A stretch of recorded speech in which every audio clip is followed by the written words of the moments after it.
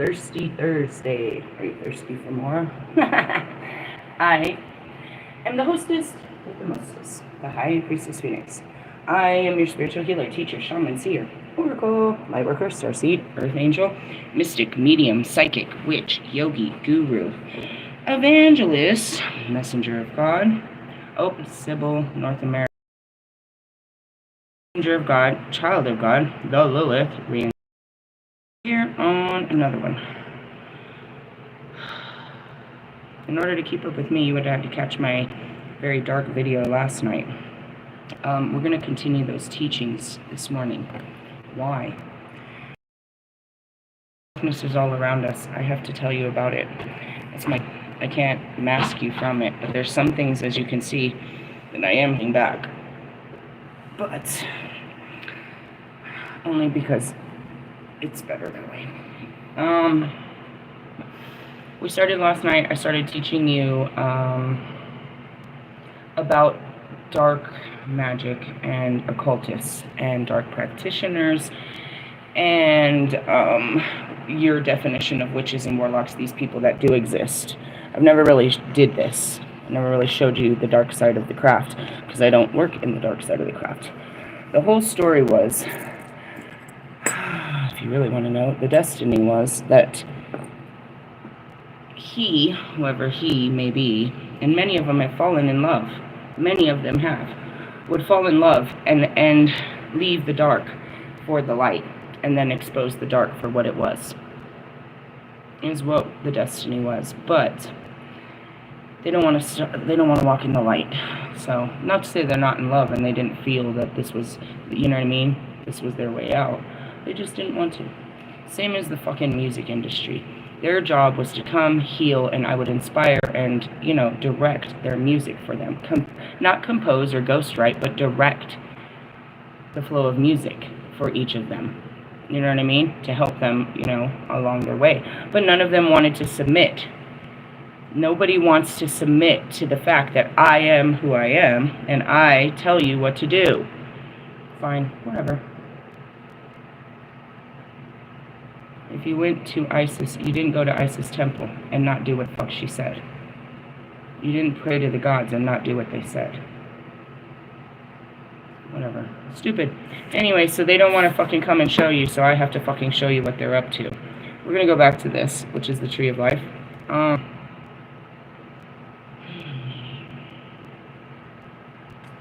me breathe. When I became a witch, everybody accused me of these crimes that I'm about to explain to you what they do. I didn't do any of that. I teach you how to protect yourself from all of it, how to break curses, how to do all this. Now, every time I tell people I'm a witch, one of two things. They ask me to curse someone, or they tell me they're cursed. I love your guilty conscience here. This is great. All right? Right away, that tells me what? You don't know God. You have no religious beliefs in God. Their curse is their karma, and they're putting it inside of them, saying that somebody's doing this to them. It's got to be the devil, and then most of the time, what's really funny is they'll tell me a specific person that they know did it, but they'll tell me why. Well, it's my boyfriend's ex. She went crazy because we're together. She's the reason your life is falling apart. Let me ask you, how'd you get this boyfriend? Was it her boyfriend? And now your life is falling apart and you're blaming this bitch? Or something to the extent, it's always something stupid like that. You know what I mean? In the sense of they swear that people are really out there. Are they out there? Oh, for sure. In Europe, they get away with it. They have to hide, bro. They have to hide real deep in their fucking little dark dungeons of doing it. Like Russ's mom and shit. They come out, but they don't, you know what I mean? They're not fully out there. And that's why, you know what I mean, for me to be an open witch and exposing the entire craft, it fucking terrifies them. Why? Because they're all guilty of the craft. They've all abused the craft. It's same in every religion. Here I come telling about Jesus, and I'm telling on you. You are so fucking conflicted when I start my messages because you're guilty and you're filled with shame and blame and regret. And rather than just coming clean at the altar, You want to tell everyone I'm a lie and that I'm this and I'm that and try to turn everyone away. Those that aren't guilty, those that don't walk in darkness, don't fear the light. Truth recognizes truth. And when you come out exposing it, and that's what it is, you expose yourself in the sense, always. People are always telling on themselves. Thanks, D.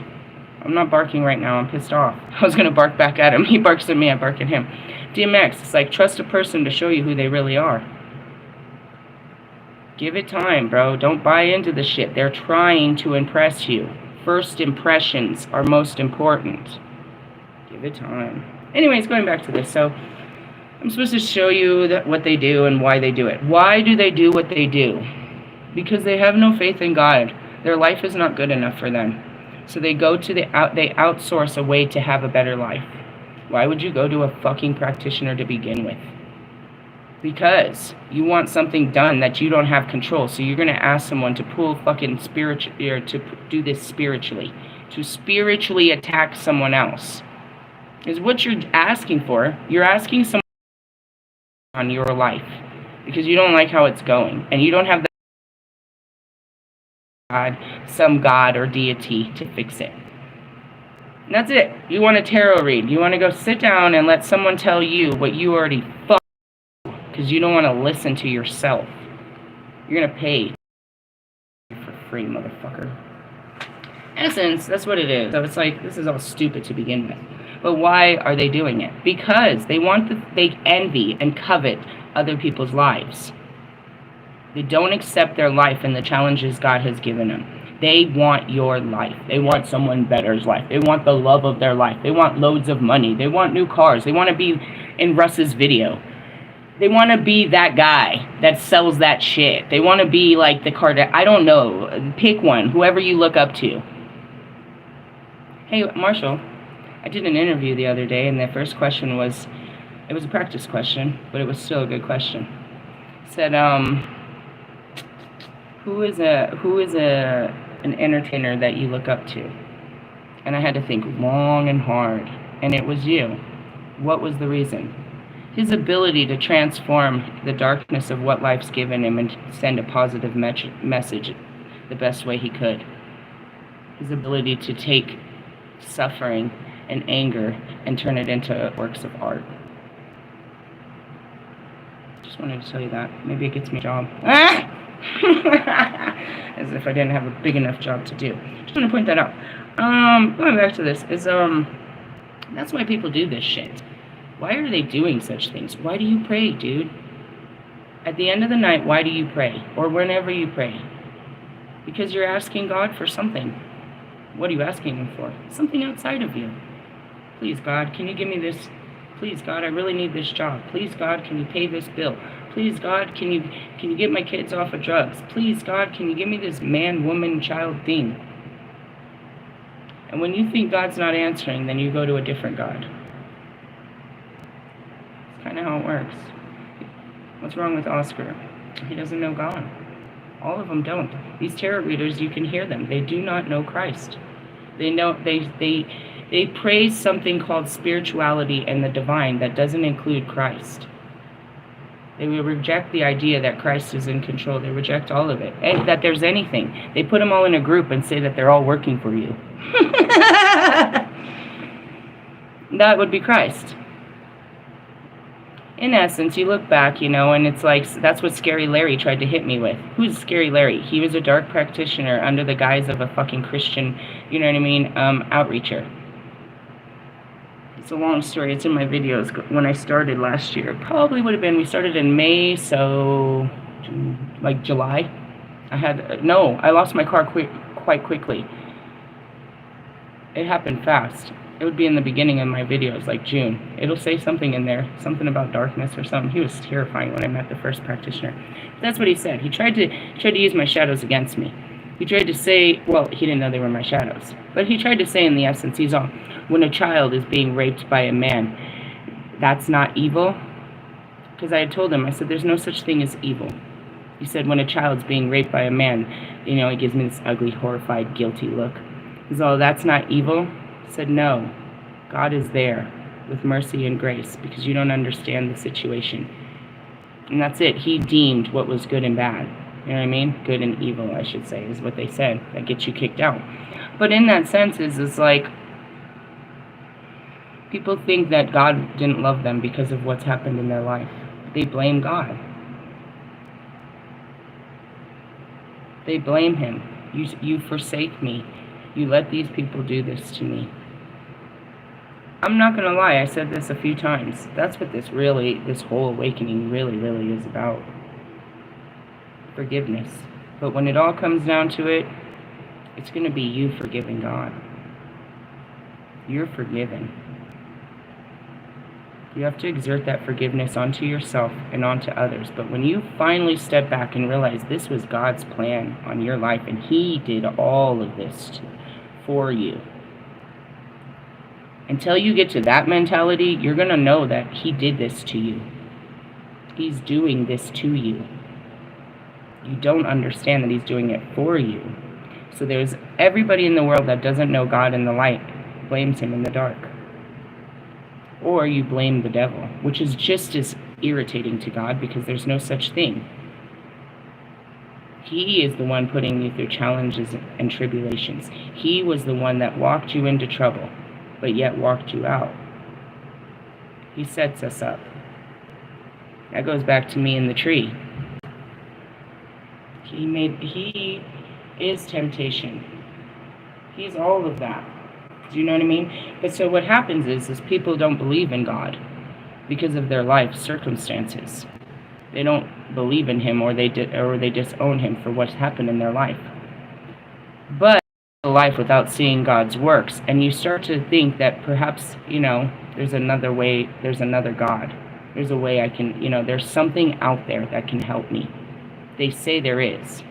They don't want to go through Jesus because of, all of that bad blood. So they start looking for, answers outside of the Bible, outside of religion. Luckily, I had a foundation in Christ before I started going into this. But when you get into it, it is all true. There's so much truth hidden in all these lies. And I had said it before. Thank God psychology didn't find me. I might have fell for that shit. I might have fell for it. You know what I mean? They know who to target. And that's what it is we're looking for community. We're looking for confirmation that our lives are okay, hope that it will be better, direction, how to, find peace and stuff like that. That's the basis of most spiritual communities. Okay, so, and I used to watch, there was this sentence that stuck out. I watched before, I can't remember, I got memory problems. I watched documentaries my whole life, and I used to watch documentaries on occults and shit like that, religions. And this guy, he's one of these survivors, him and his wife and their brother and all of this, and he says, look, people don't just get into cults. You get into something really good on the outside. And then once you're in, you realize that this organization fits that definition, and now you're in a little deep, and you can't get out. Is what he said in this documentary, and that's kind of what it is. It's like now looking back at all of the Christianized humans, they can't get out. To get out is to lose everything. They lose their communities, they lose their friends, they lose their high standings. And that's, Sheldon taught us that. And I saw it in real life. If you're not part of a church in the Bible Belt, then you're getting beat the fuck out by that belt. You're getting belted, bro. For reals. And it is an organized, community that has rules. And if you don't stick to those rules, you don't get to be part of that community. And it's better to be apart than be pulled apart. Because if you're not with them, you're against them, and they'll pull you apart. You become an enemy. You go from friend to enemy real quick without following the rules. It's a little drastic. And that's what it is. You try to find a church that fits you, meaning you fit their roles. Meaning you can find, you know what I mean? And that's what it is this doesn't fit me because I don't agree with these rules and regulations, procedures, and belief systems. So you keep searching to find that one that they think like you. And you think you're better than everyone else. Sure, okay, whatever. Alright, now, whatever it is you're pulling from the spirit to have a better life. Going back to Wiccan practices, which are not for witches, but Wiccans we understood that we could just use the elements. And that's where herbology came from. That's where all of technology came from, all the things that you have to this day.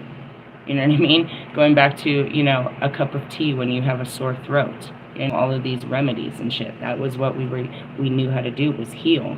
It wasn't about making your life better and hurting someone else. That's what it meant to have powers, you know what I mean? If you went to a spiritual healer or teacher, it was for those such things. A shaman, a seer, you wanted to know, is my child, you know what I mean? You would go to them about the future. Is this baby going to be, is my family cursed? Is this baby this? Is there anything you can do to protect us going forward? What do the gods say? You went to the, you know what I mean?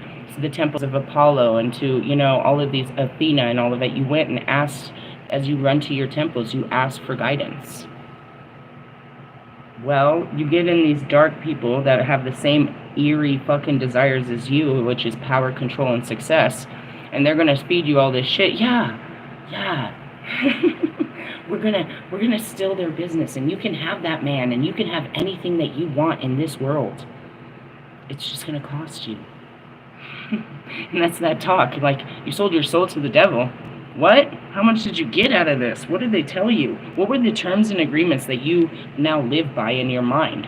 Well, I'm trying to tell you that's bullshit, and you need your money back, because that's not going to work out. That was never in your future. You're living in an alternate reality of a belief system that they told you, and you're creating this idea that it's working. You have no power. This person has no power and control over another person, no more than this imaginary devil that you have put together. If God can't force you, and there's no force bigger than God, then what force can force you? Now, manipulation and all that, coercion, a little couple words in your mind that's going to break you. Like if I said, is he talking to her? Now I've got your paranoia up. Oh my God, he is. Why is he talking? Are they a thing? Let me just plant a little seed of fear, paranoia, obsession. You know what I mean? Insecurity, and watch this eat you up. Yeah, there's those that know exactly what to say to make you lose control. But was it the person that was all powerful, or the fact that you're all weak to words? Indeed. So I teach you how to freaking control all of this, whether it's going to be mental, physical, you know what I mean, magical attacks, emotional attacks, verbal attacks. Attacks are attacks. What are they trying to do? Steal your peace, bro. That's all they're trying to do. If they can steal your peace, if they can get you to lose your shit, they can take your shit. So what we're going to do, we're going to hold this shit together. But let's keep on keeping on, and let me tell you how this all works. So they learn, as we tried to describe last night, they learn the tree of life and where all of the power comes from. You know what I mean? They know the science calls it dimensions and what lies within those dimensions, right? Whatever. But they know the realities, the realms, we can call it, and what lies within those realms. And that's how I can see beyond the veil, because all of it is right here. It's an ascension through your spirit. The first part of this, as we said last night, is when you first have to shed your bodily form. You can't be any of this if you're still working through your mind. Is the most important thing I can tell you. You have to shed that of the physical world. So each time I made sacrifices of my physical world, I left it. When I sacrificed my home, I left my earthly rooting. I unrooted myself. I was no longer stuck on the earth. Now I was free to roam it. The more sacrifices, and now I was here with my angels, I had let go of the earthly things. Right? And the more sacrifices I made, the higher I went. And that's why we have to make these. Does it mean you jump from here? For me, yeah. I make quantum leaps because I don't need to go through all these little levels. I see what you want me to do. These are just levels of preparing. So over the week, we're preparing. On a Friday, it's time to make that jump to the next level. But the next level, as much as you think you're going up, you're going down. The next level is the next devil. We're in dark right now. It is Thursday. This is absolutely unheard of that I can feel the shadows. What do I feel? There's towers crashing all over me. I can feel them. Meaning everything is coming crumbling down around me. My whole reality has come down around me, and it's time to recreate a new reality. Seriously? Seriously, I can feel it. Meaning, I mean, if you're not watching, look at, they've been crumbling. One after another, after another. The people are exposing their true self. When you see the truth of something, you turn the other direction. Oh, I ain't fucking with that no more. I didn't know you was like that. I cannot do this. This is no good for me. I gotta get out of here. So, in the essence, if you're not watching, I'm running through a maze. Energetically. I've had to sacrifice, and they're still pulling on me. Fucking Sophie sent me this fucking, oh my God, bro, I think we should sit together and read these. They're so long. These messages are so long. Did I read any word? Absolutely not. I'm not putting my eyes and ears into it. But I'm being guided to read them out loud so you can see what a person does when you detach and put them in their place. I made a whole video right after I got out of her car. That was on Sunday. She is still sending me messages, bro. And that's where you make a decision that this is no good, and they keep pulling you and pulling you and pulling you. If I read those messages, I'm going to be guilted into giving her another chance to disappoint me. And I'm going to read those probably. I can't do it while I'm online. I'll take a bunch of fucking pictures and send it to my kid's phone, and then we'll go from there. And I'm going to expose you like a dirty wound that you are. I said no because of your fucking behaviors, and you want to come back and try to make an apology or try to justify your behavior. Paragraph after paragraph after day after day after day. It's a no. You're going to have to sit with the fact that your behavior is unacceptable to me and other people, and I'm not going to give you another chance to do it. They might. I will not. You said your truth. This is how I am, and I'm not going to change. I'm not going to sit around and listen to this. You told me what I needed to know, then I'm out. I'm out. You know what I mean? Same with fucking egotistical Oscar. You cannot clean up that shit that you poured out on that Sagittarius. You can't delete it. It's in my mind. It's all about the ego. You will not let go of it. There's nothing to talk about. Out. I will not watch another one of your videos. I will not listen to your lies no longer. You showed me the truth. Nevaeh and her shit. Trying to charge me lies, trying to say I owe them money for parts they never even bought. You're a fucking terrible person. I am out. I am out, bro. I'm so not doing it, dude. You are no good to me, yourself. I'm out, bro. But watch, they keep pulling you back. So in the essence, that's what I mean is, I am right here. Right? I'm right in my fucking solar plexus, dude. I am in my God sense. I am in the sun. And everything is shining, meaning the sun brings light to all things. So as I'm trying to go this way, no, that's a bad way. No, and that's where the doors keep closing, where you only have one way. One way out, bro. Why? Because you closed the doors. Because you knew this was no good, and you've got to get away from these things. Yeah, they'll grow, they'll change, they'll learn from their mistakes. But you're not going to be held back by that process because... All right, well, me personally, I offered you the process and you didn't want it. I'm out. Find your way some other way. I'm not holding your fucking hand because you don't even want to walk this way. That's how I feel about it. You know what I mean? And that's it. The door's closed. I'm out, bro. You've shown me. You've shown me your true colors, bro. You can't lie and dress this up into a different, you know what I mean? A horse of a different color. You're looking like a jackass out here. Okay.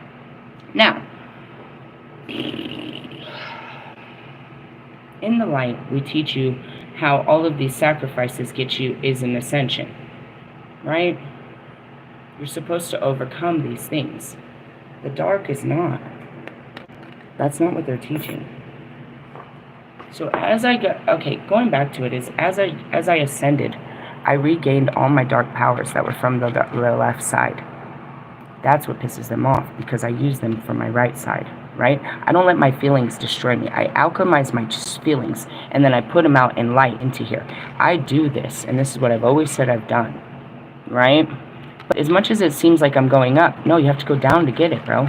That's where it is. That's where this map, they're all fucking twisted. It's called self-realization, dude. The stages to full enlightenment. I am the only one of my kind because of these things. Because I follow it and I understand exactly what it means. You have to sacrifice the flesh to be of the spirit. Each week, they will show you things of this flesh that is holding your free spirit back from that next timeline, which is people, places, and things. You have to let go of this for that door to open, bro. Right now, all the doors are just closing around me. And that's what I said. All I can see is the doors are closing. Stay still. Let it all fall and see what's underneath it. You know why it's falling, because it's no good. You don't have to ask why. You know it's falling because it's no good. There's going to be some goodness when it all falls down. That means, imagine, all right, imagine you're standing in the middle of Times Square, and there's all these buildings, bro, and you know it. There's all these screens, all these buildings, and you can't see anything but Times Square, and you can't. That's how it is with high rises. You can't see the sea. You can't see nothing. You can hear something terrible happening, but you're looking up, and you can't see past these buildings. You can hear something's coming, right? You hear it. You can hear an airplane. You don't know what it is. Something's coming. Something's coming. And you're looking at it. And while you're looking at it, this building falls. And it scares the shit out of you. And then this building falls. And it scares the shit out of you. And everything around you is crumbling. And you still hear this noise of something coming.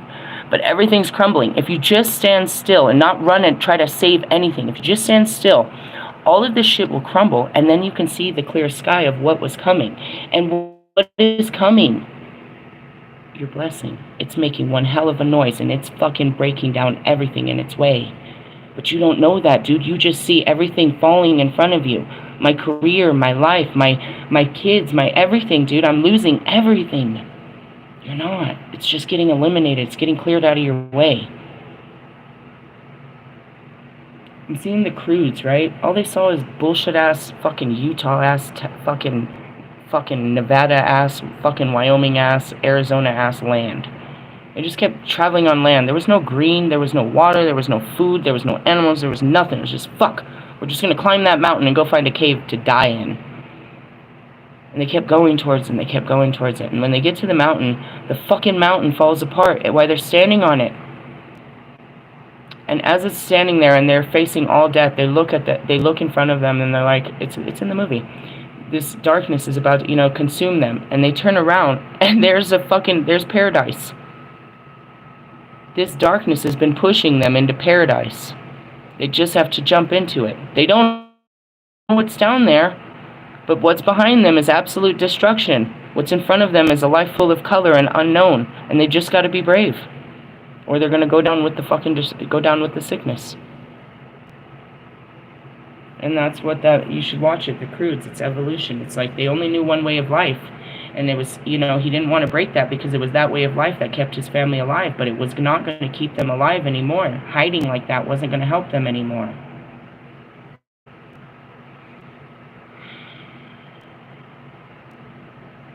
Right? So the descent is an ascent, okay? Now, people on the outside, when your life is falling apart, they're having all joy about it. They have something to talk about. They can turn the light off. They can point the fingers on you instead of people maybe looking at themselves or looking at them and how bad their life is. Hey, look at them. Let's talk about them. And that has been my whole show, is people have been watching things fall apart for me. But they never expected that it was going to be all together at the end. They thought I would just keep falling apart and that I'd never be okay. I'm okay with everything falling apart. And that makes me the most powerful being that walks through the end times, because I have an understanding of why this is all falling apart. People are trying to hold it together. Which is what? Their reality. Their status, their identity, their egos, their pride. Why are you afraid of this falling apart? Because what would people think? You're more afraid of what people would think if your life fell apart than what you would do with the freedom of not being controlled by it. You work too hard for it. And that's the last thing I shared too, was magnetize yourself. She shares these videos, right? She tries to make it all acceptable. Like all these twin flames.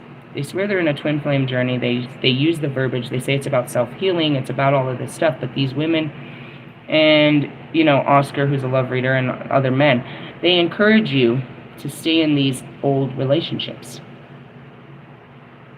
They encourage it. Why? Because they themselves stay in old relationships. And that's the whole thing. Misery loves company. She can't tell you, you know what I mean? She can't tell you her own truth. So she has to justify why they're being silent. She has to tell you lies that they're healing and that they're becoming this and this and this and this and this, keeping you held by a strand of... I lost my connection when I said that. They're making you hold on to the past, therefore you have no future. Nobody teaches this but the Dark Goddess. And it's not true. It's in every religious book that I pull out. Every book I pull out, it says, leave that's no longer serving you. But that's not what they preach in spirituality. They don't tell you to let go. They tell you to hold on and fight for it. But that's going to get you nowhere. So when things don't go away, and the things are going every other way but the way you want, you might go into the dark side and ask somebody to make things happen for you. And it doesn't necessarily have to be a magical practitioner, but we see this all the time. You get a husband, you make things happen because you're very powerful. You can call somebody and make this go away. Or you can pay somebody to do something about this. Which is what? Nothing more than an inconvenience to your life that you want people to witness, so you'll do everything to silence and control people. Cassie took $20 million from him to shut up.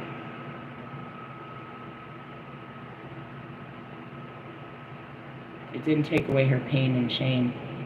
It didn't take away anything, those memories. She remembers what happens, dude. That's a terrible fucking... I thought I had a terrible relationship. Imagine, bro, she was very young, and her song keeps playing in my head. It was one song, bro. And he just mutilated her. She was very young and dumb. And he was her teacher, and he taught her what love was, and she just did what he said. She didn't do it because... I mean... yeah, the financial control and all of that, but you gotta understand, this was, you know, her dude. She loved him. She'd do whatever he said. And then it became out of fear. And now she has to be, you know, pregnant with her own child on the fucking stand, looking at her husband in her new life, and having to tell the truth of what happened in her old life that she ran away from, that he silenced her not to say by $20 million. Do you know how painful that is for that man to sit there watching her with his child tell these stories? Do you think she ever really could tell him? Do you think she's the only one? Why do you think Jennifer Lopez and her fucking marriage just fell apart? And she's running around acting all crazy. They awoke the beast, bro. Everybody, you know, look at what's happening to Justin Bieber and anybody else that was part of this, bro. They awoke their worst fears and nightmares, bro. What if anybody ever found out? Now everybody's knowing and they're terrified. They won't accept, they won't say I was there. Not nobody, bro. Do you see this? Nobody's accepting fucking responsibility. There's videos of hundreds of celebrities, bro. There's so much evidence, but nobody will come out and say that they were there. They're waiting to be caught. They're waiting to be caught. They're waiting for their day in court, to be honest. They're going to sit there and O.J. Simpson you, bro. They've got good lawyers and they're waiting for this, bro. They're waiting to defend their lie. They're waiting to tell you that they didn't do this. Like fucking Ted Bundy, bro. They are ready for this battle of the lies. Nobody is admitting to what happened in there. Which means they're all denying, they will not accept that they were all part of this, bro. Every single person that was fucking at one of those parties will not come out and tell you what was happening. The only one that did was Orlando Bloom. And he said he was making love to these men. That they were making love to him. Nobody wants to talk about it, bro. And instead, they want it all to come out so that, you know, what they... This is crazy. And that goes back to your childhoods, bro. Everybody has something they're ashamed of. And if they know it, dude, they're gonna fucking destroy you with it. You might as well clean out the closet now. And stop letting people have control over your fear of persecution.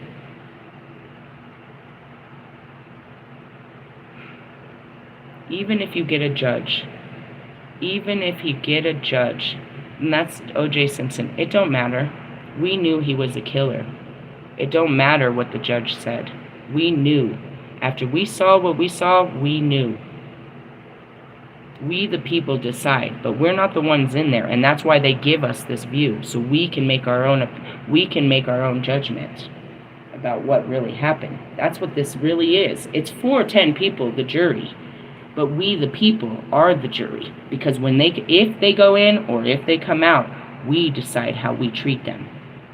They will never see that jury, but we'll be in their face till the end of time.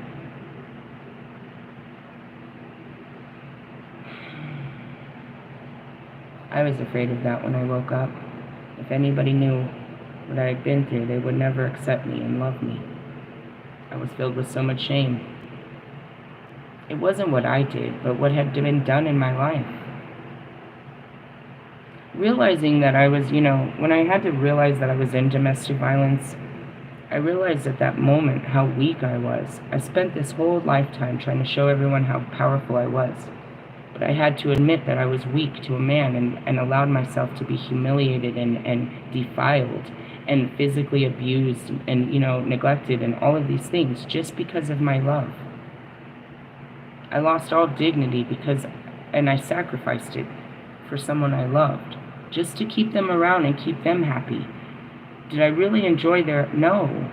I sacrificed everything for their happiness. And at that moment, when I realized that, I didn't want people to know that I was that weak. I didn't want people to know I let someone do that to me, just like her. She didn't want to tell you that that's what was happening in their marriage, their relationship. I saw something that said he beat the shit out of her right before she showed up at a show. Yeah, dude, he'd do the same thing to me too. Or wouldn't let me go because I was covered in bruises. Wouldn't let me go out because they would know. They would find out, and then they'd look at him. Who cared what they look at you? What about me? I'm the one taking it, and I'm letting this happen. I was so humiliated. When I met Bobby, I couldn't tell him anything. I couldn't tell him I'm literally in a homeless shelter because I barely survived my ex-husband, and I'm scared. No, I just want a friend with benefits, is what I told him. I didn't need any of that, bro. I just needed a friend. But I believe that was it, you know what I mean? Because of this coercion and this mental, this brainwashing through both of my relationships, is that I had to give. That was the form of love. If I don't do this, then I don't love you.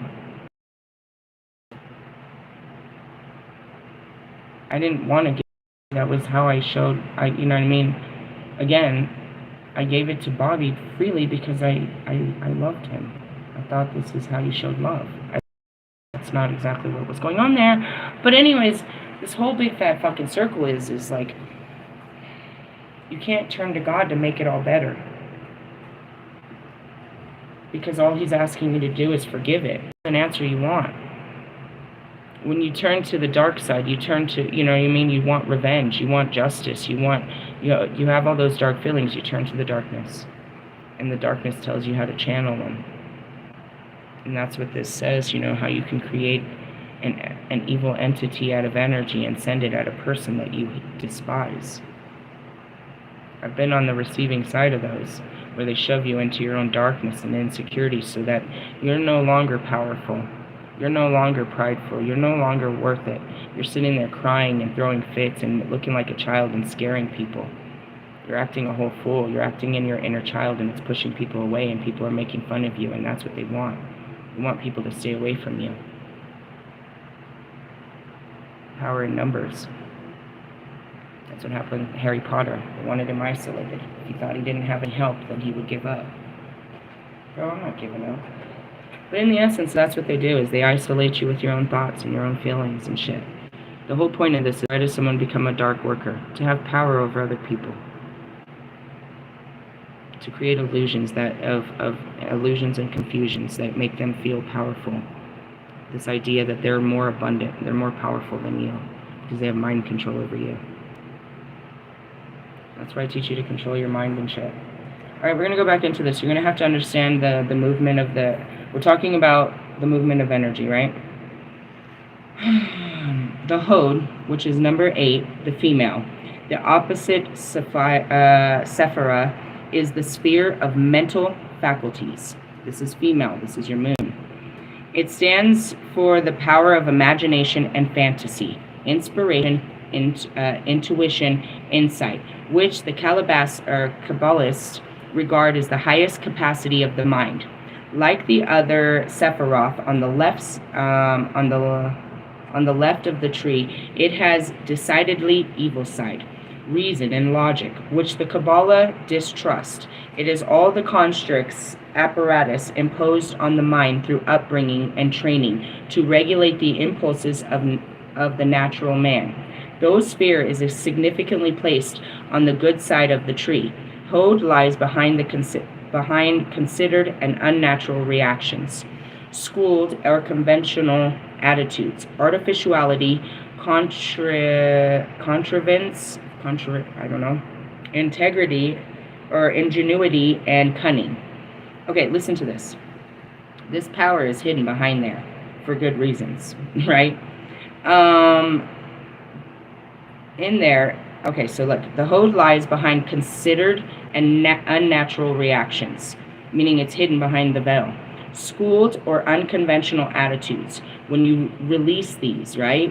When you release all of this, artificiality, I can't say it, I don't know. Ingenuity, right? And cunning.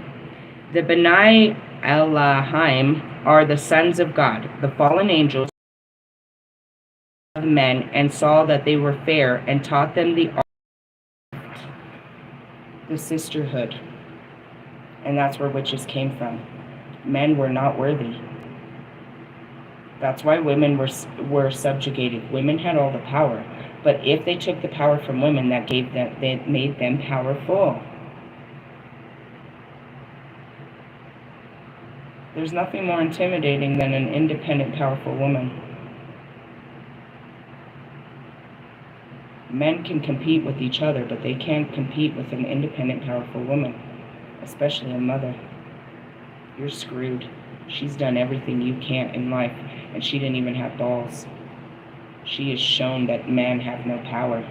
If a woman can take a man's power and own it for herself, which we do every day, then we've shown that you can't, because you can't take our power and own it. Until you can balance your feelings like we do ours and make babies, nope. We are the powerful force. We are. And that's why they hid the goddess information. And that's why females are not in power. Why? Because of our emotions. We act in them, and that's dangerous to you. It's unpredictable. The fury. Hell no fury like a woman scorned. I just want to point out that Pac put that in his own songs. Thank you, Pac. Thank you. Thank you. Alright, anyways, moving down. Again, the sons of God, the fallen angels, who looked on the daughters of men and saw that they were fair and taught them all arts and crafts. And they marked the contrast with the artlessness of Netzah. Mercury, we talked about that, that's where we started this yesterday, was the god of intelligence, communication, business, and trickery, but also magic, insight, and true wisdom. The hermaphrodite was a common symbol for Mercury, the metal in alchemy. The twin serpents enable the wisdom and guile, come from Mercury's staff. Here's that word. How do you say this word? Caduceus? I don't know. It's that thing that freaking Raphael holds. Caduceus. I don't know how to pronounce it. The force of Mercury, I'll tell you my truth, my weaknesses. I don't know how to pronounce that word. I've only heard it said once. The force of Mercury is used in magical attempts to gain knowledge or see into the future and in operations of deceit. Netzah and Hod are balanced and combined in the Yesod, number 9, the sphere of the moon.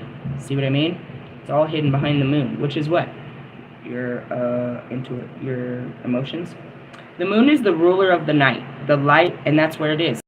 And goddess is the moon. I'm the goddess of the moon. Hey, it fell off. That's pretty cool. All right, that's pretty cool.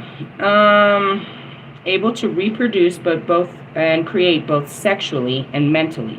When the Sephiroth are shown as a human body, Yesod is the genitals, and it is a bisexual sphere. The moon is associated with the phallus of the male, because both increase and diminish, and with sexual rhythm of the female, Yesod is linked between the Tifereth, the sun or the life force, and the Malkuth, the earth and the body.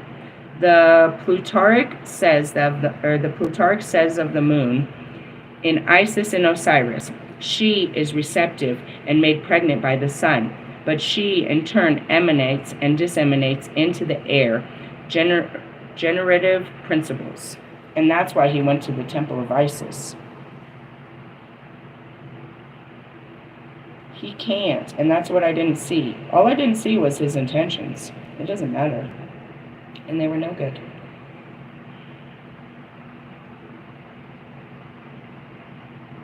He's seeking a partner for all the wrong reasons. The life-giving force is what it is. And that's it, for magical reasons. And he knows I'm the most magical, you know what I mean, that I hold the Holy Grail. True bliss. He wanted that power. And what's funny is Bobby had it and he didn't know what to do with it. It destroyed him, to be honest. It really did. In other words, it fucked up his whole game for life. In other words, moonlight is reflected sunlight, and Yesod is the spout of water from the high. As the Zohar says, the channel between creative power of God and the earth, or earthly man. And that's what they don't have. Man doesn't have that. You don't have that connection to God like women do. Why? Because you don't work through your feelings. You deny your feelings. Therefore, you're not connected. You must feel the connection. It's not logical. It's not of this world. In magic, the force of of moon is used in operations of love and reconciliation, and in necromancy, which is the bringing of life of dead bodies. Finally, the Malkuth, 10, the sphere of earth. Demeter and Sirius ruled fertility in our agriculture, and Persephone represents crops and vegetation because she spent the winter underground with her husband Hades and returned to Earth's surface in the spring.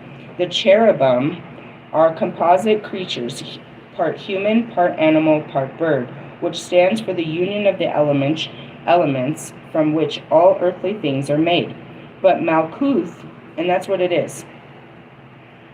Lilith fled to the cherubim. By that time, it was over. I mastered this in my first fucking creation. The Malkuth is also the whole kingdom of God. It contains the forces of all of the Sephiroth within itself. And when the tree is shown as a human body, the Malkuth is in union with the whole body. The number 10, which means all things. The Sphinx of Thebes had a woman's head and breast, and bull's body, lion's paws, a dragon's tail, and bird's wings.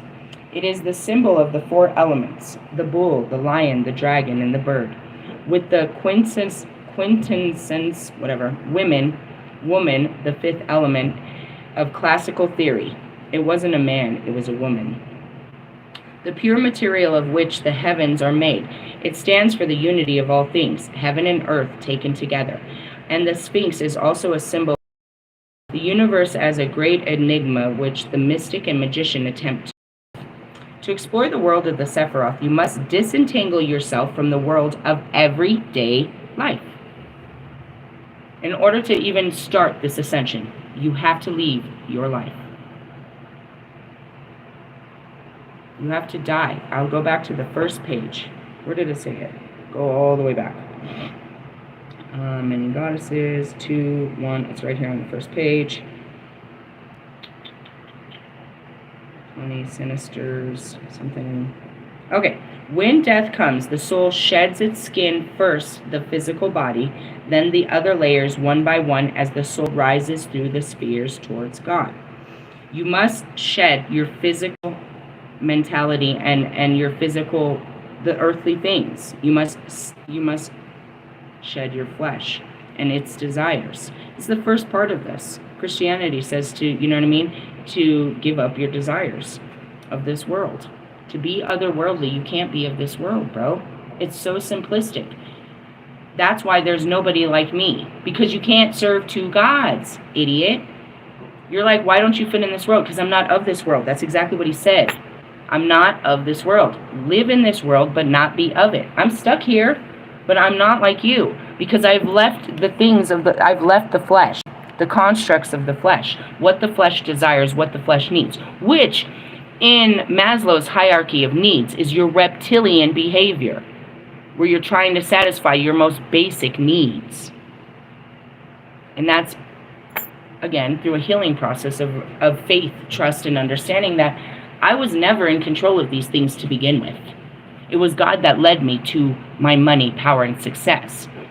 So therefore, if I'm not relying on myself for power, and I know where the true power comes, then I can trust to release this fake version of power that I have over this earthly realm, which was my status.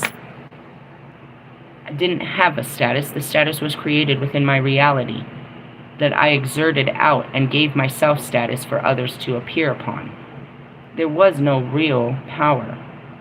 I worked harder than everybody else. That's it. I wasn't, you know what I mean? How did I become powerful? I worked hard. So hard. Multiple jobs. Staying up all night. I just didn't do nothing but work. There's no, you know what I mean? So I had to leave that, and that's what we're constantly doing, called an ego death. Leaving the constructs of this world, which is nothing more than the programming of your mind. Your mind creates this world and makes it real. If you don't think that it's real, it's not real. If you don't believe in the Bible, then it's not real. If you don't believe in the matrix of how power, success, and money work in this world, it's not real. I teach you how to break off these illusions of your mind that are constructs of this world.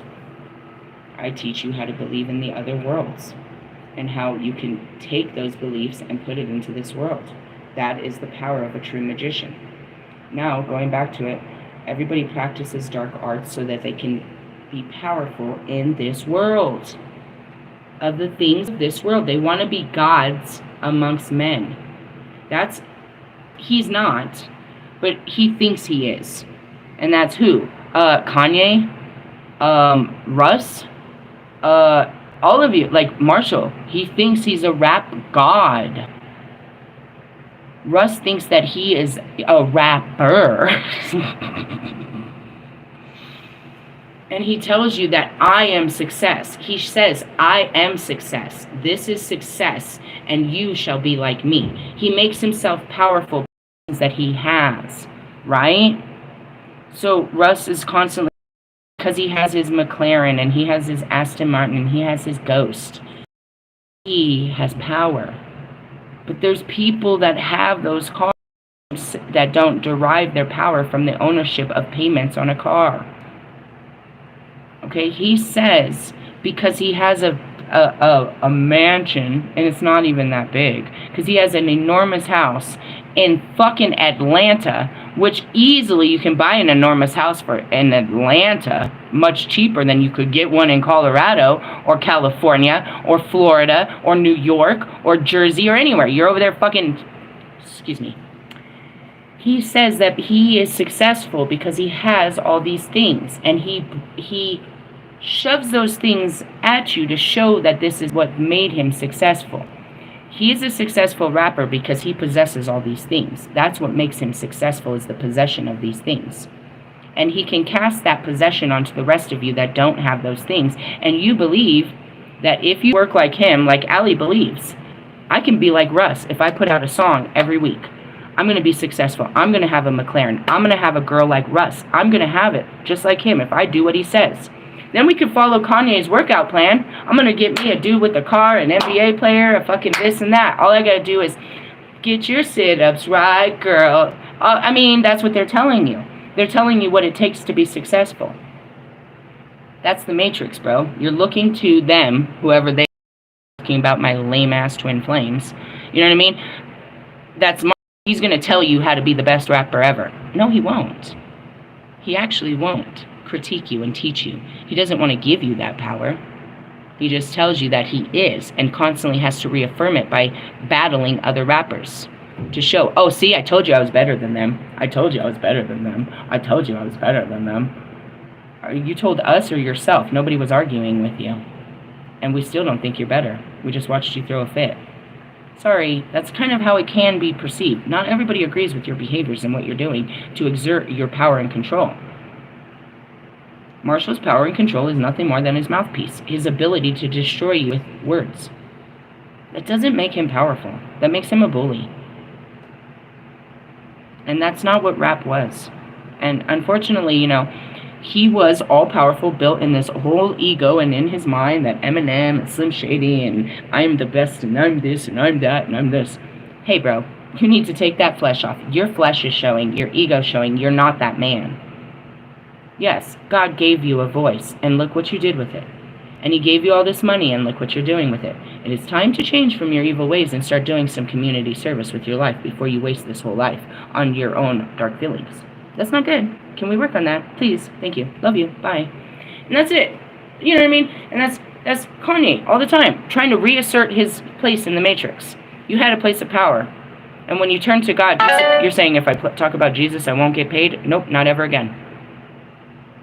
Not ever again, bro. Never again. You can't say Jesus' name in vain. So in the sense of, he wants his power and authority over people. Again. So he keeps doing the same works, thinking it's going to work. And that's, Lewis. Lewis has no power. He drives a fucking car. He doesn't even. This is what you don't get. He is one of the best Formula One drivers, but he is a terrible driver. He really is a terrible regular driver on any regular road. He doesn't know how to really drive and enjoy the drive. He only knows how to drive one way. And if he doesn't win, he is going to cry about it. He's going to hate himself all day because he didn't make the light, or he didn't, you know, something. And that's Russ. I'm the greatest rapper in the world. But when you don't tell him he's the greatest rapper in the world, he is going to throw the biggest ass fit. What did he do all day yesterday? Look at me. Look at me. Look at my song. Look at my song. Look at me. Look at my song. Look what I did. Look, look, look, look, look, look, look, look. He needs your attention to be powerful. As you're looking at him, you make him feel powerful. But he has no power. He's powerless to your attention. And that's all celebrities. If you stop giving them attention, they have no power. You've given them a power in the sense of the illusions they're creating of a lifestyle you'll never get. That doesn't make them happy. And that's where I used to sit with Bobby. I'm like, ugh, you idolize these losers? Ugh, ugh, don't bring up his name. He's a loser. He doesn't even have a job. He is so fucking loser. He is a loser, bro. He wears earrings in both ears and walks around with fucking mommy issues. He's a total loser. You at least take care of a wife and child. He's over there fucking Apple paying for everybody in all their life so he can have, you know, a life. In essence, like, I idolize the hardworking human because it's not easy to be human. It sucks.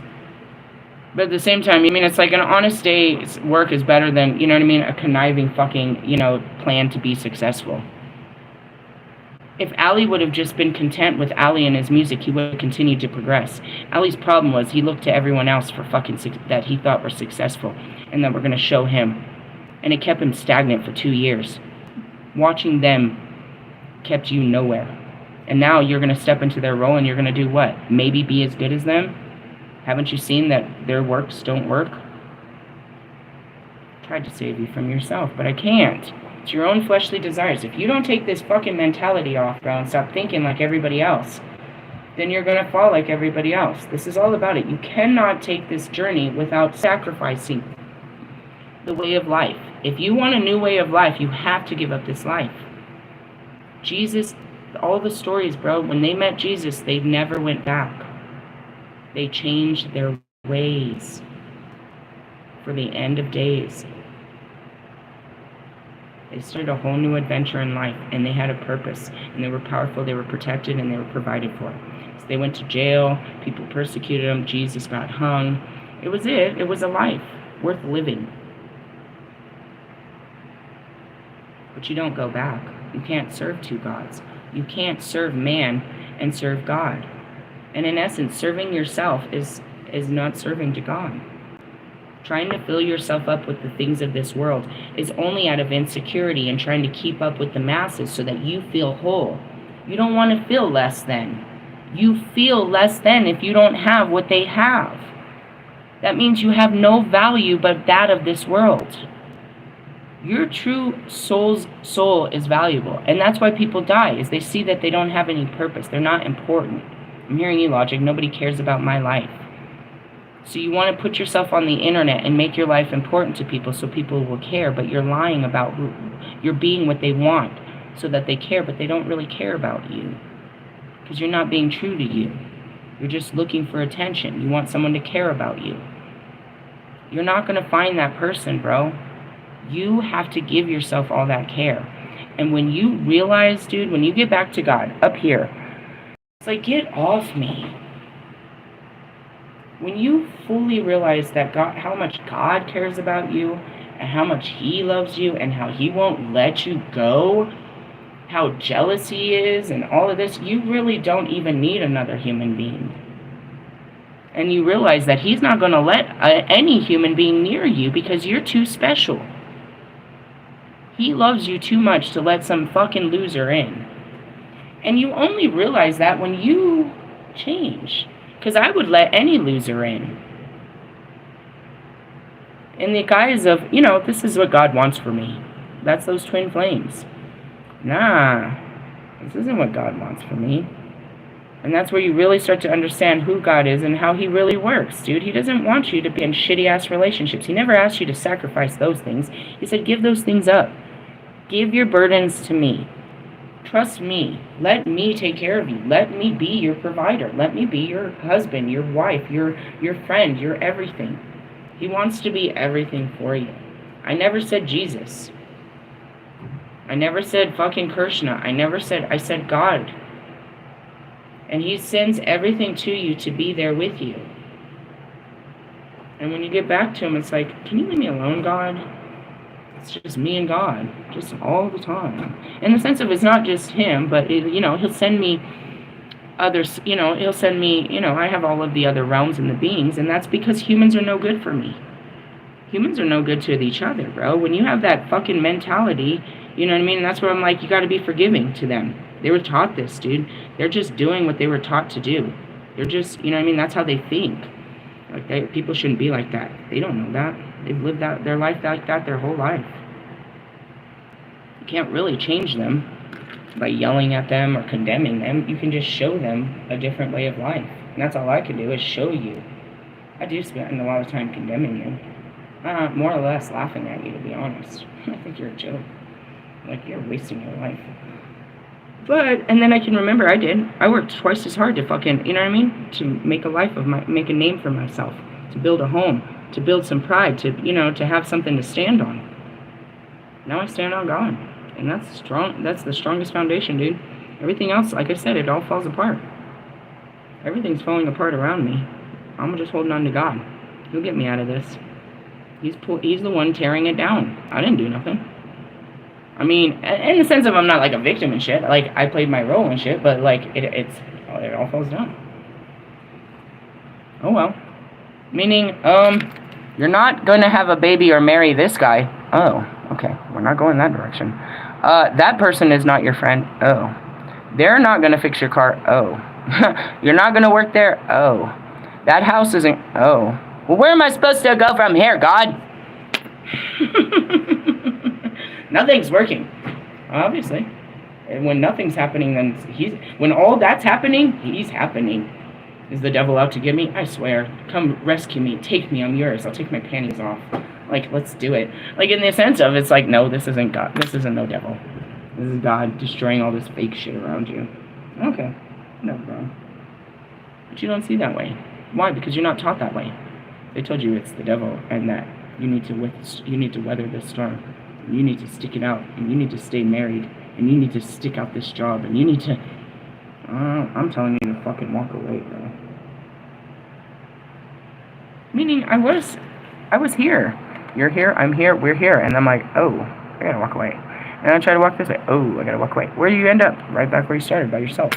It's a self-healing journey. You were here for a reason and a season, and now this is becoming, you know, a new season. Everything's falling apart, which means that there's all this room. If I don't have a friend and I don't have this, I still have all these needs, God. I'm going to have to fix all this again. Meaning he's going to keep trying. Or he's going to keep lying. Quit fucking around with me. Quit bringing these non-worthy friends. It goes to show you I would have been your friend. But God said, you're no good to me. I would have made a baby with you. But God said, you're no good to me. I would have fucking came and had you fix my car. God said, you're no good at that. I believed in you. Until God showed me the truth. And it hurt my feelings to walk away. But I got to. Where am I supposed to go from here? I don't know. That's where you wait. And that's where we were. 4 of Swords. We're on a time out. It's a time out. Alright, let's move on. And this is, the whole thing is you can't do any of this. You can't do any of this until you sacrifice your life. Did you get that? All this shit I'm reading you can't be part of any of this, any religion until you leave the fleshly, the desires of the flesh. Power, control, pride, possession, all of that shit. Get over it. Alright, the Kabbalah, I don't think I was on this page. Diminish, peaceful growth. I don't think I was on this page. We're almost done. We're about to read about tarot. Mercury, we were reading about him. Where was I, God? Come on. Alright, here it is. To explore the world of the Sephiroth, you must disentangle yourself from the world of everyday life. A man cannot wander through the landscape of the spheres until he is free from all the physical sensations, thoughts, and worries which keep him tied to his usual surroundings. The physical and mental exercises of the Kabbalists are designed to achieve this. The Kabbalists learn mastery of both his body and his mind. He trains himself to stay perfectly still for long periods of time. To do this in an awkward position, kneeling or resting on the heels. What? Kneeling and resting on the heels. Oh, dude, that's like Muslim shit. No offense. No, I'm not saying that. I mean, that's how you guys get in prayer. You put your knees and you bow your head and shit. Damn, you do that for long periods? That would break my knees. I got old knees. I didn't realize meditation. I don't put my leg over my leg like they do in yoga position, but I sit in the little triangle. I cross my legs. I never realized that I was always in yoga position. And I just always would do that. I was always the type of person, if there wasn't enough seats, to sit on the floor. I'd do it in a dress. I'd do it all the time. Cover my to sit like this. I didn't learn until later that it's in my videos. I would just sit there just like this with coffee on my porch. I'm covered in a bamboo tree. You know, I'm in because I made this bamboo fence. I have my bench. I'd sit there. I'd put on my headphones, music activation. I'd smoke some weed, drink some coffee, listen to some music, and stare at the bamboo. And before I knew it, I'd be gone for hours.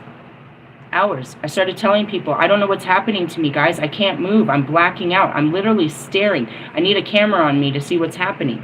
Meaning I dropped the kids off at school, and before I knew it, it was time to go pick them up. I literally hadn't showered. I sat there for hours. Just visions being fed through me, thoughts, all kinds of shit. And that's what happens. It started in the beginning, and I realized I had no control of it. And when I would go out in public, I tried to control it. I would try not to what I called phase out. But it would happen, and it happens anywhere. I'm literally driving, bro, and you can look at me and see I'm not there.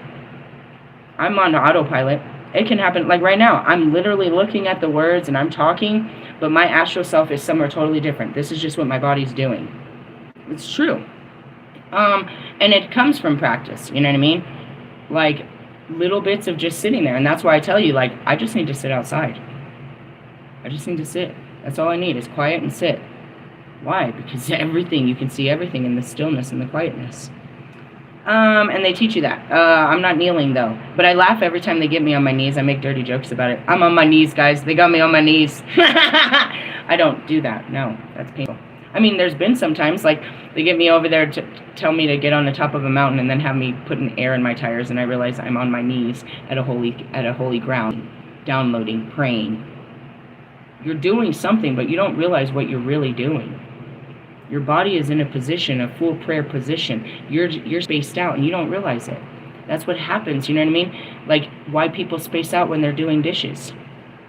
Why? Because you're staring into space with the water running. You're hearing the noises and everything. It's a whole activation. Lord forbid you're listening to music while you're cleaning. You space out. You have to admit you space out, guys.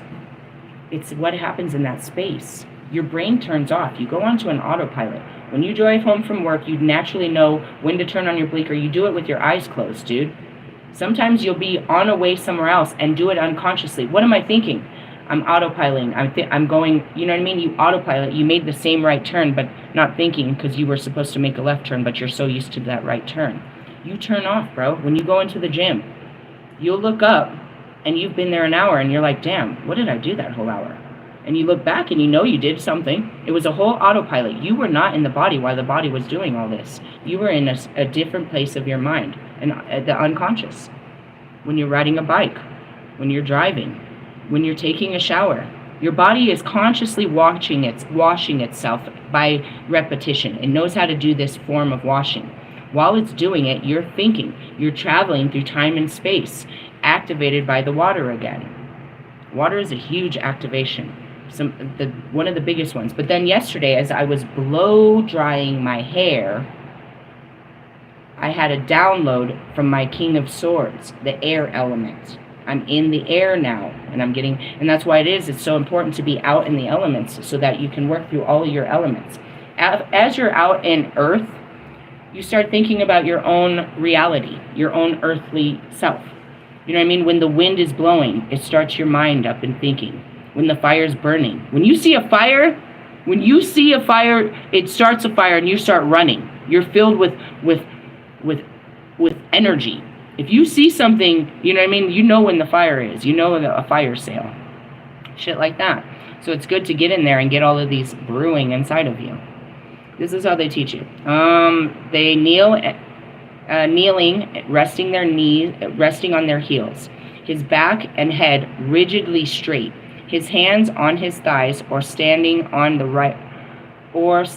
his right foot, holding his left ankle with his right hand, his left forefinger touching his lips. I want to see you play Twister like this. What the fuck is this? Can you visualize them doing all this? All right, let me slow down the visualization. All right, you're sitting there. I want to try this. Let me see this. I might activate something scary. Let me try this weird shit. All right, sit like this. Okay, I'm gonna say it. You guys try this. Try to visualize this, and we're gonna all fall over and laugh at ourselves because we should have never been in some weird yoga position, ass to face. That's what they do. Do you know why they do this? They're aligning their chakras. It's the same as going to yoga classes and Pilates and shit. They're stretching your body into a sigil, to be honest. A constellation is what you're doing. Okay, so what do they say? Kneeling, resting on their heels, back, head rigidly straight. Hands on his right thigh or standing on his right foot. Oh, they're two different things. Or he could be standing on his right foot. Okay, I thought this was weird. Standing on his right foot, holding his left ankle with his right hand. Okay, I got that. I could do that. I'm not too fat for that. His left forefinger up his nose. No, touching his lips. In this position, I feel like an idiot. This is idiotic. They did this for hours? This is painful, bro. What the fuck? You guys did this for hours? This is painful. Oh, God. That's torture. I'm not sitting like that. I'm sitting my happy ass right back where I was on the ground. Try it. I mean, it's not, but if you did it for hours, that's torturous. Can you imagine just walking in and a bunch of newbies just sitting there for hours with holding their leg up and their fingers to their mouths? Creepo people. What the fuck? Sorry, I had to see this in action. That was stupid. All right, anyways, in these positions, he must be able to breathe evenly and in regular rhythm. For example, breathing in for 10 seconds, holding the breath for 30, breathing out for 20. Yeah, I smoke cigarettes. We're not doing all that. Continuing in this way for an hour. Oh, he had to do it for an hour? He imposes all sorts of rules on himself. Yeah, what? For a week or more, he'll never allow himself to cross his legs or raise his left arm higher than his waist. He takes some common words, a common as and or but, and does not let himself use it. Or he avoids using any words which has a T or an S or some... What? He picks a subject which particularly interests him and takes care not to think about it or anything connected with it for weeks or longer. He's chastising himself for the gods. I'm seeing Odin. You know what I mean? Odin hung himself from the Yggdrasil tree. You know what I mean? And pierced himself as sacrifice to the gods. It was in his pain that they would honor his pain and his suffering and his sacrifice and give him what he asked. I'm seeing also the Da Vinci Code was the silo in that. You know what I mean? His pain was justified for the gods. He offered his pain to the gods. When he fails in any of these exercises, he is naturally, as he naturally will at first, he punishes himself.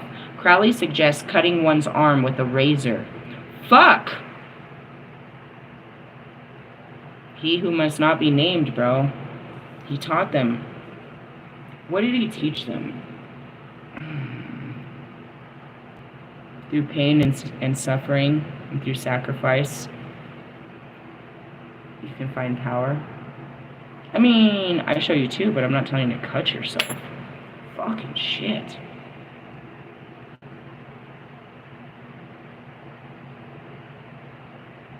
It's scary, right? Because we have a generation of cutters that were just out cutting themselves. Why? To take their mind off another pain. They say it's so that they could feel the pain, but no. It's to take their mind off the pain. If you're focused on this cut, then you don't feel the other thing that happened to you. It's kind of how my life is, right? I keep going in these painful weeks. All I can do is focus on the pain of this week. Can't really go back to last week's pain. Why? Because there's more pain to have next week. Is it supposed to be like this? Well, no. It's karma. It's the cleaning. My life wasn't made for pain. My life was here to overcome pain and teach others how to overcome it. Right?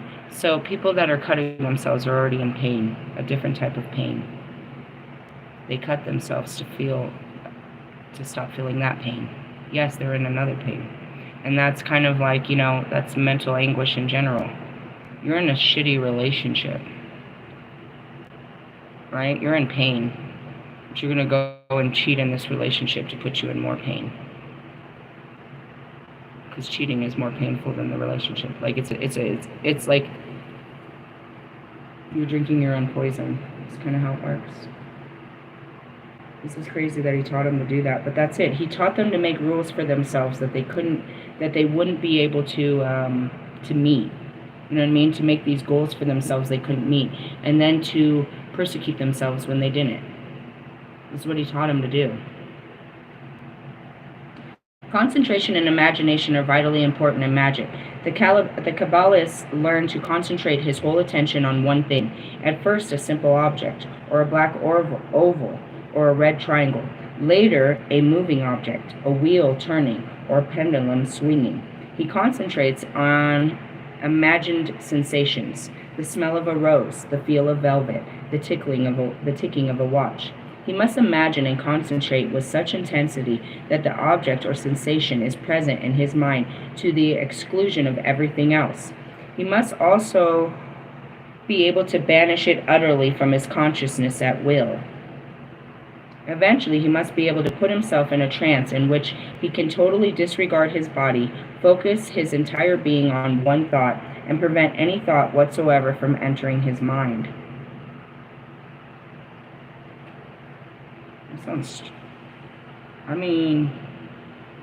I don't do this because I don't have all this. I don't have any thoughts.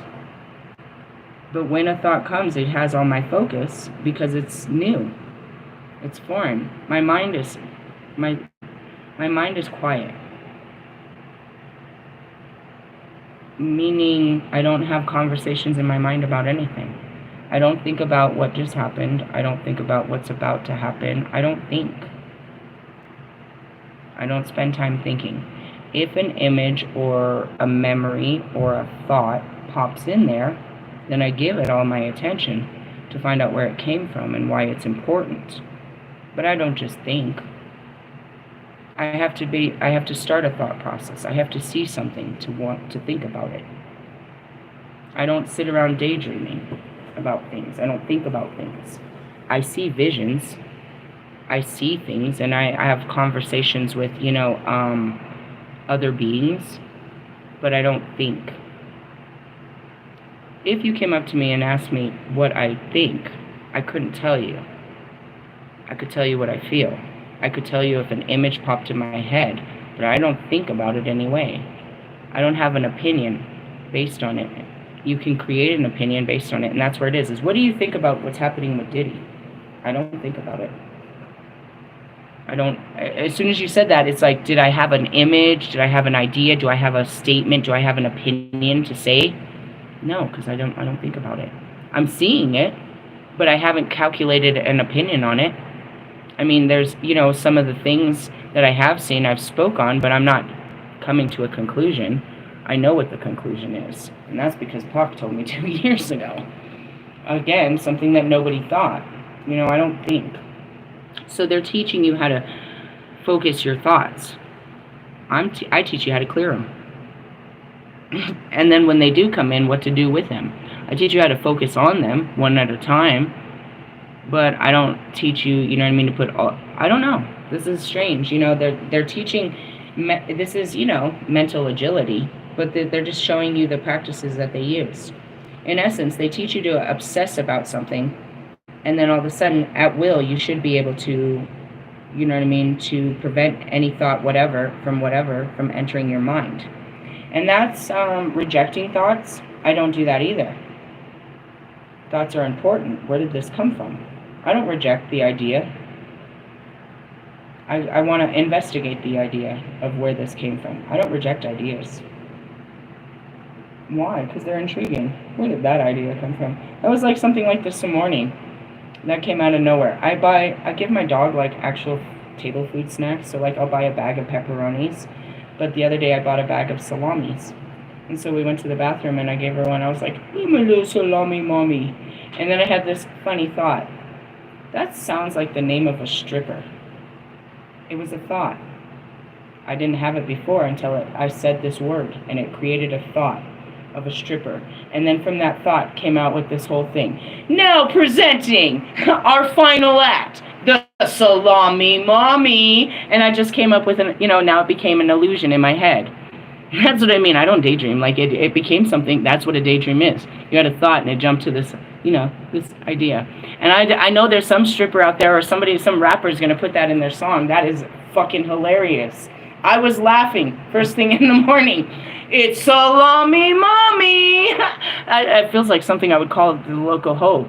Oh, here comes salami mommy. What's a salami mommy? Watch her take the sausage. That was my spirit, guys. First thing in the morning. That was a great thought. That wasn't mine. I mean, it came from somewhere.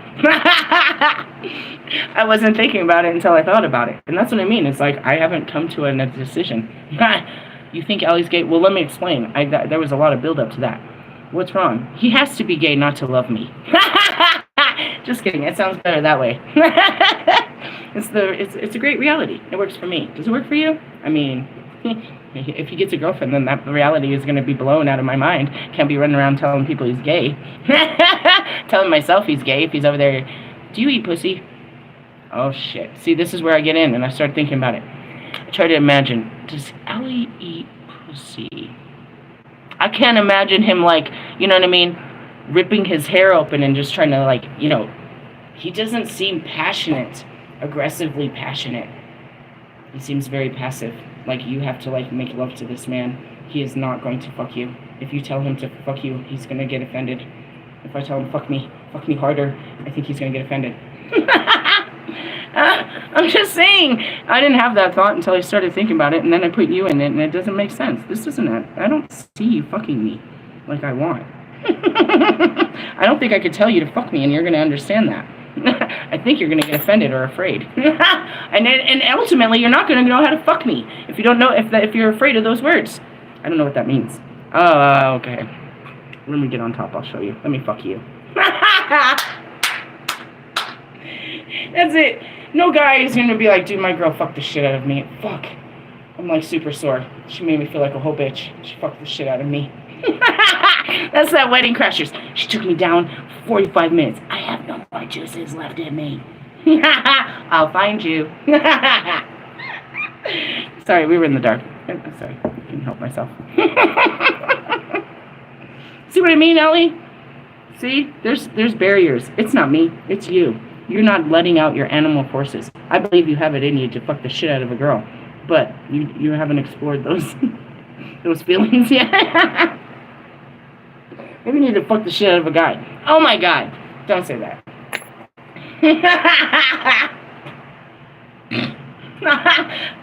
I'm laughing because I made it all the way through this video before it got dirty. At what time did we get dirty? Yeah, about 1:30.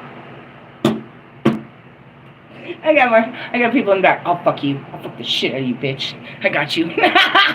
Shut up. It was just, shut up. It was just a conversation. I don't want nobody fucking me. I want to fuck you.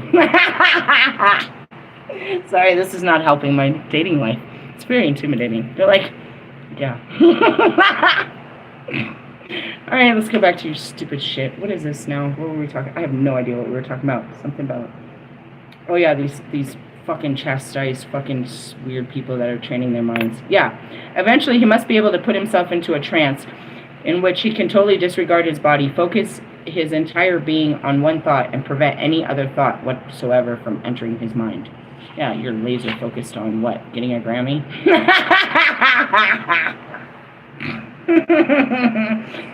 That sounds like Lewis, who's laser focused on his 8th time world champion. How's that thought working out for you?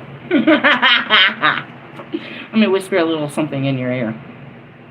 Alright, blind and deaf to anything which might tug him back to the normal world. That's me. You're not making me go back to that bullshit, bro. I'm not interested. And that's it, Russ. He's still trying to sell that this is the life. It's not the life. Your life sucks. Your life sucks. I've been telling them that since the beginning, bro. It's like, you guys have shit-ass lives. You need to quit your lives and your wives. And all they do is try to show me how great their life is. And all it does is confirm how fucking lame their life is. He has been unemployed his whole life. He's never had a job. And neither does any of his friends or family. They don't have jobs. He doesn't know what it means to work. I feel like we need to get you a job. So you can learn what it means to be part of society, bro. I think you need a job. You're very unearthly. You've been unearthed. Your moms, you guys are... I'm not going to blame nobody. I'm just saying, I'm not going back to your stupid world. The Kabbalist can adventure into the realm of the Sephiroth. He imagines his own body as if we were standing in front of him. He must have a clear, vivid mental picture of it. Then he transfers his conscious into the imaginary body so that he can see through the eyes and hear through its ears. Okay, well, in that sense, I mean, I see myself. I see my astral body, and I see how it moves. I see it, if that's what he means. And then I see my physical body. I see my multiple layers. His body is his astral body, astral double or body of light, a replica of his physical body made of internal or a finer material. It's like a ghost of yourself. It's just, it's exactly like, Doctor Strange projected. It is capable of moving freely through space and can pass through different solid objects. What do I typically do? I'll shoot up into the ozone, up into the, I'll stand on top of the earth and just kind of look down. That's my favorite thing. Kind of like, I don't know. Like, I don't know how to explain it. I shoot straight up out into the outer atmosphere. I don't go into full outer space, just the outer atmosphere. It's like, it's like Superman, I suppose, just right there. And from right there, the whole universe can see me, and I can look down at the whole planet. There's the stars, the Starlink station over there, and the fucking orbits and whatever else is out there. But that's usually what I do when I first do is I project straight out there, and then I kind of just decide where I want to go there. I don't go to particular people. I don't want to be in your energy. If I want to do that, I could turn on the fucking internet and go to your page and be disgusted. I don't travel to people. I travel to places, and in generality, above them. Not really moving through the streets, usually above the streets. Sometimes I'll move through the streets of things just to feel and smell. You know what I mean? But typically it's above, and I'm usually, what am I projecting? What am I doing over there? I'm usually dropping out energy.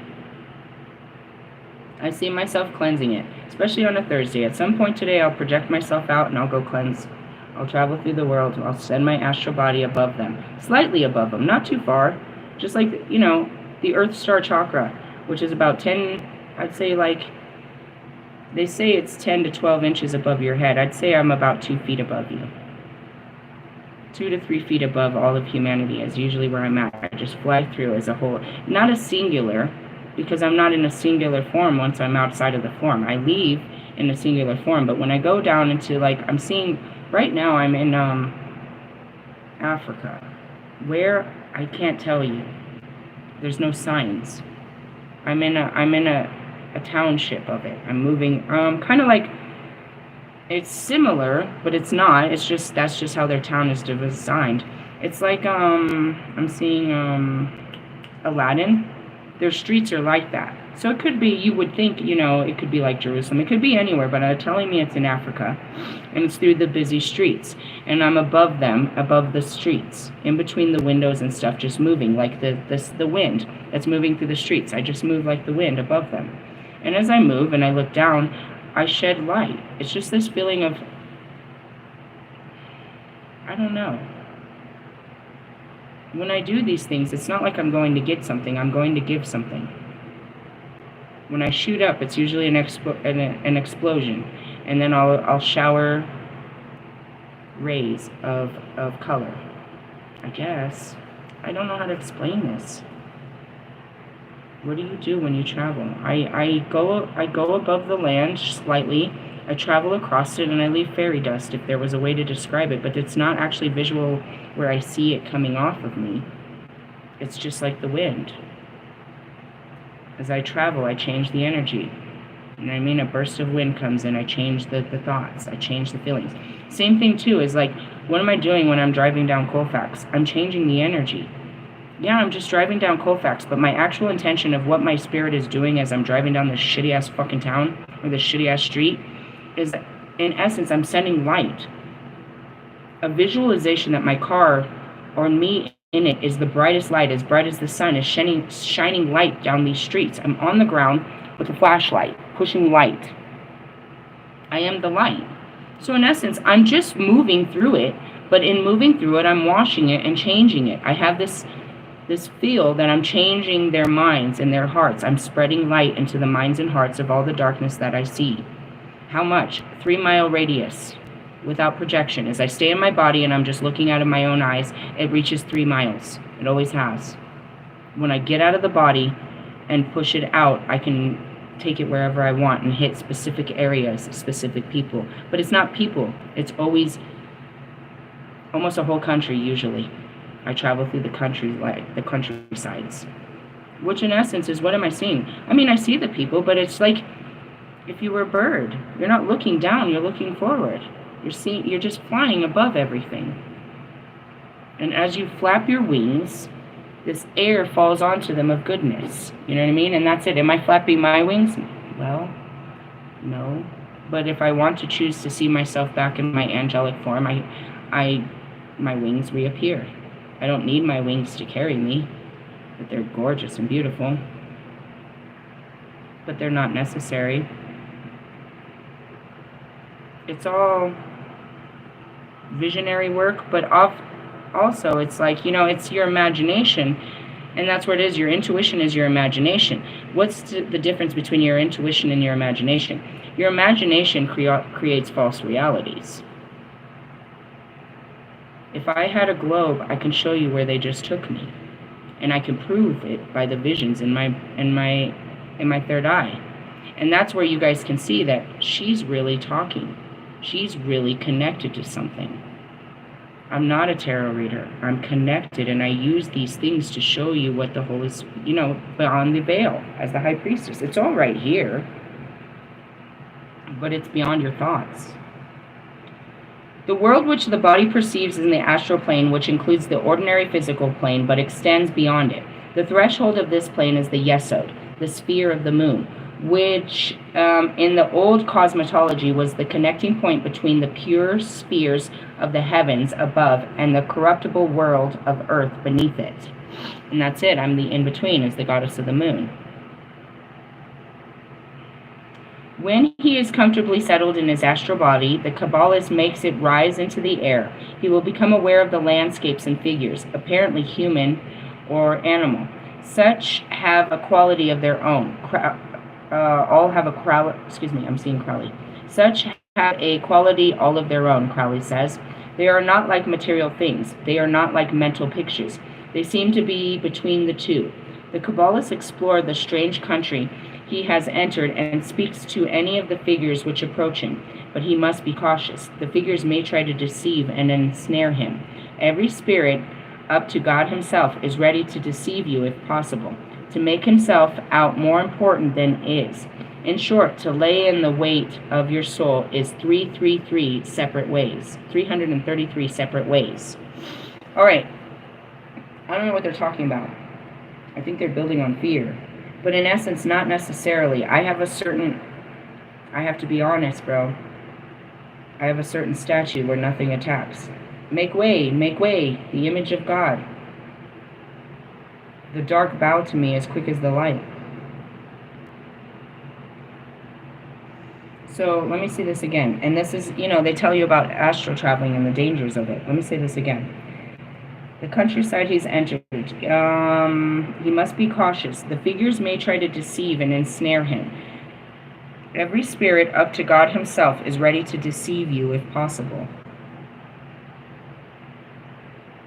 I yell at God about that a lot. I'm like, you lied to me. No, you believed a lie. You made this a lie. Why'd you let me believe that, God? Because you needed to believe in something. In the sense of he didn't reveal all the truth, but he doesn't lie. Going back to my twin flames. You lied to me, God. There's a couple Sundays ago I went off on God. Saturday, I went off on it. It said Lilith versus God. I'm calling you out, God. You fucking lied to me. You made all these fucking promises. You told me these guys would fucking change. You told me they would help me change the world. You told me they were capable of great things. You lied to me.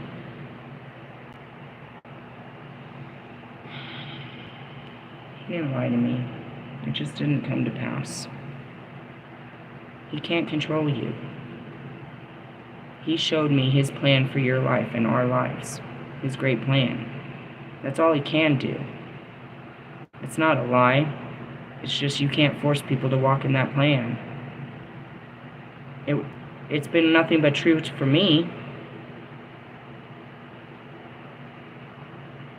That's what it goes back to, these twin flame, they believe all this shit, that it's a fucking healing journey and all this shit. But then there's this lie that if you do everything like I did, that they will heal and they'll come back to you and you'll be happily ever after.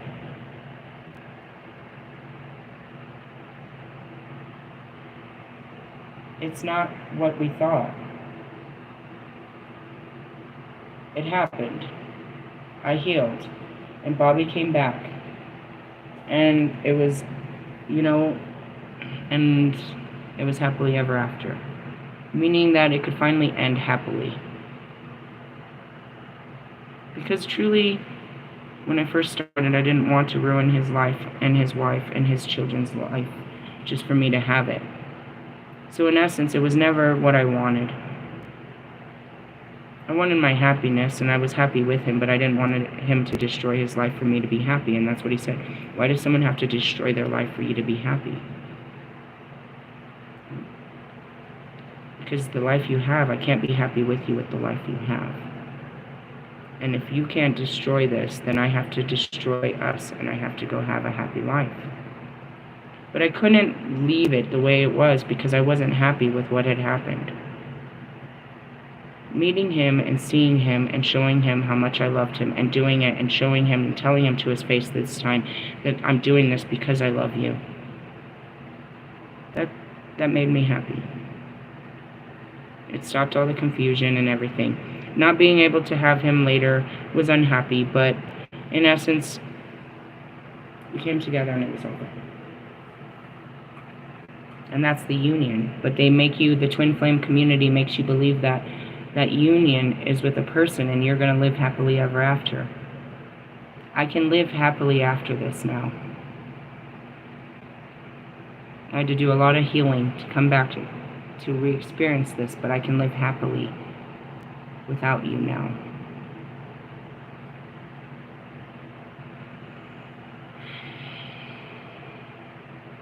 And that's where it comes to. When you truly love them, you'll let them go. You're willing to let them go. That, you know what I mean? That your happiness and their happiness means letting them go. That's a true union, bro. If you really love something, you're gonna let it go. And that's it. You know, like going back to Marshall. Fuck. I love you. I really thought I could make you happy. But if I can't, then just please go find someone to make you happy.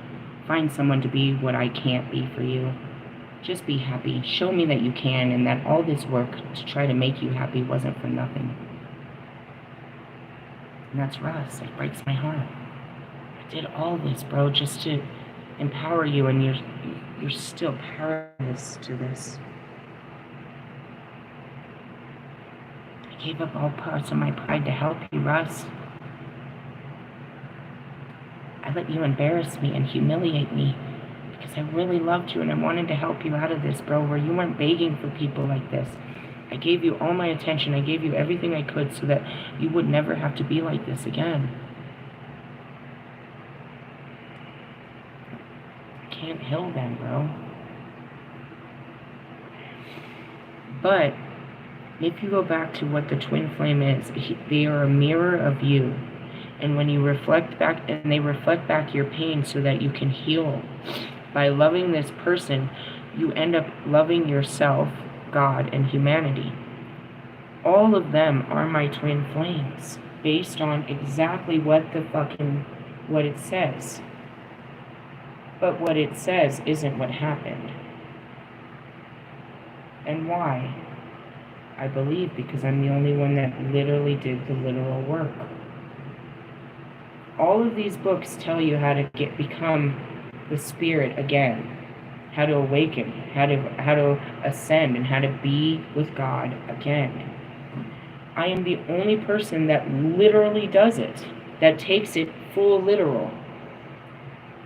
You know, you go to the church and they're like, no, that's not what that means. It doesn't mean literally, they mean figuratively. Apply this to your life, how it resonates. This is very detailed outline of what it takes.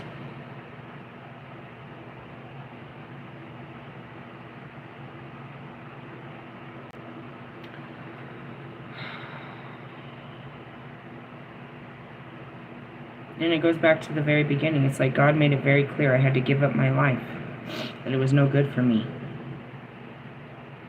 I worked so hard, God. My whole life. Trust me. I'm scared, God. That's all I have. I worked so hard for all of this. And I did. I did what nobody else would ever do for God. You would never give up your life for Him. You'd never do what I did. He asked me to give up my home, my children, my friends, my career, my clothes, my car, my family, everything. Give it all to me, and I will give you peace.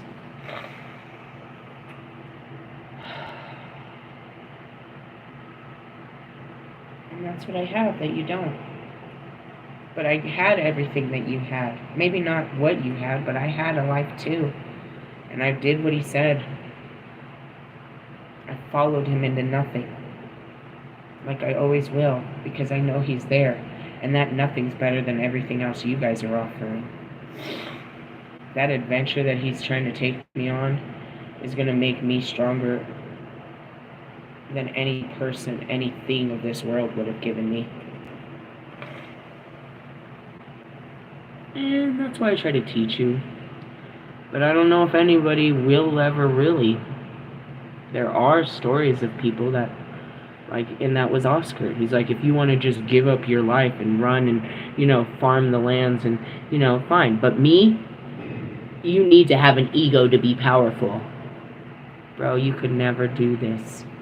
You could never have the human strength to give up your life the way I have because of your ego.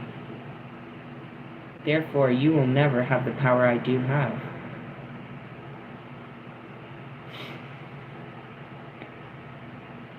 Everybody that walked with Jesus in the old times, they gave up their life. Some of them had to give up their families and shit. Job, he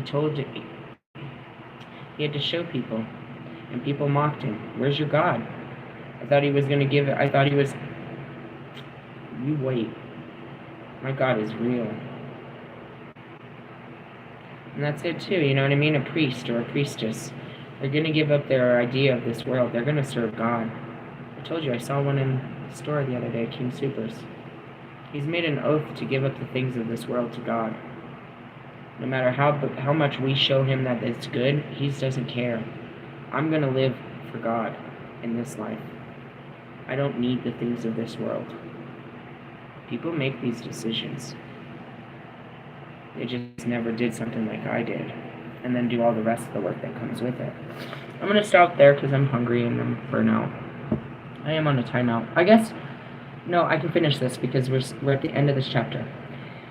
These spirits are equivalents in the universe and factors within the Kabbalist himself. The delusions into which he may entice himself are self-delusions on greater scale.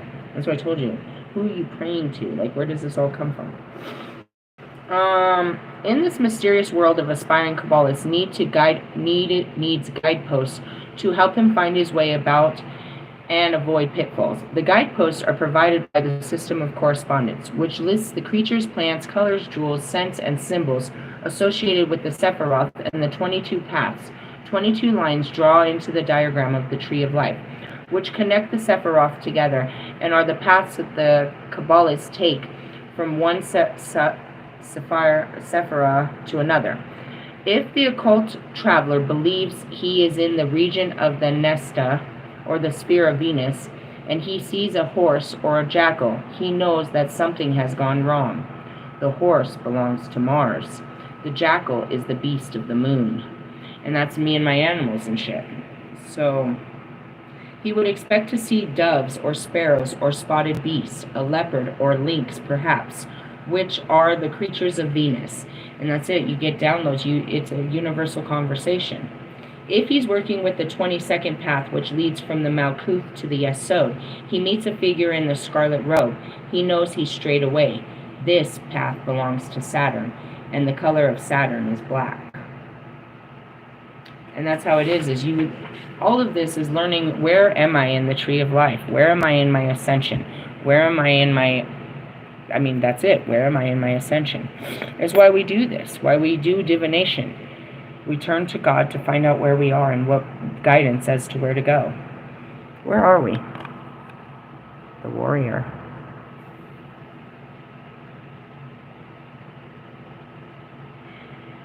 Understanding, wisdom, Mercury. What does that say? Perpetuator, experience, echo, judgment, essence.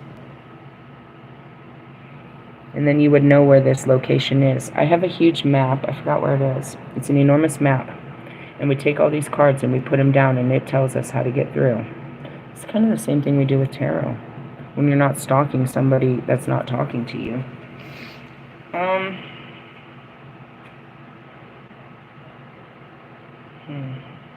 We talked about so much. I'm trying to figure out how to close this. Dark practitioners and people that are, seeking power and control, they're just seeking...